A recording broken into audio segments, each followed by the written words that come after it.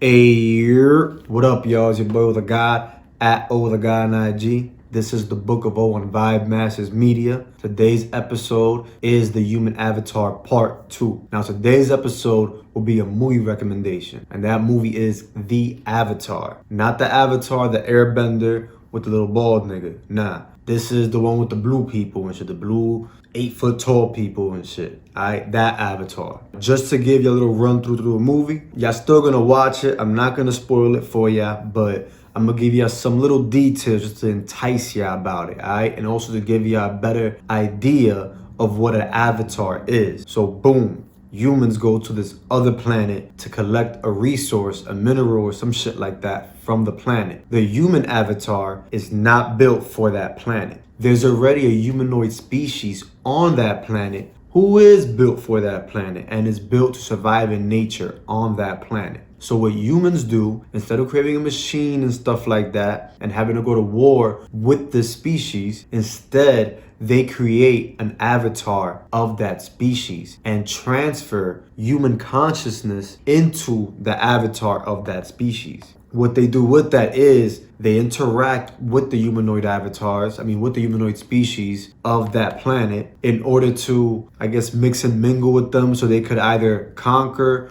or find a way to subtract the resource and mineral from that planet. So, two things I want y'all to notice when y'all watch that movie is, one, when the dude's consciousness first goes into that blue avatar. See what happens when he first goes into it. Like, he needs to learn how to walk with it, how to move with it, how to feel with it, right? And you could associate that or correlate that to a baby, right? When our consciousness first goes into the human avatar, is the exact same thing, right? As above, so below. The baby goes through the exact same thing. A baby is a brand new consciousness, well, not a brand new consciousness, but consciousness in a brand new human avatar that has to learn how that avatar works, how that avatar walks, how that avatar feels and interacts with creation. Also, notice how that blue avatar is built for that planet and is linked to that planet and is also built to survive in nature, and how that species has maintained to stay connected to nature and to that planet. So after y'all watch the movie, there are 3 questions I want y'all to ask yourselves, right? 1, how is mankind built for this planet? 2, how has mankind survived in nature? And 3, do you believe that mankind can survive in nature now? All right? Remember, I'm talking about mankind. I'm not talking about a specific race. I'm not talking about specific gender. I'm not talking about specific orientation. Mankind is one avatar with different colors, different genders, and different sexual orientation. So be aware of that and think of mankind as a whole. Are we still connected to this planet? Can we still survive in nature?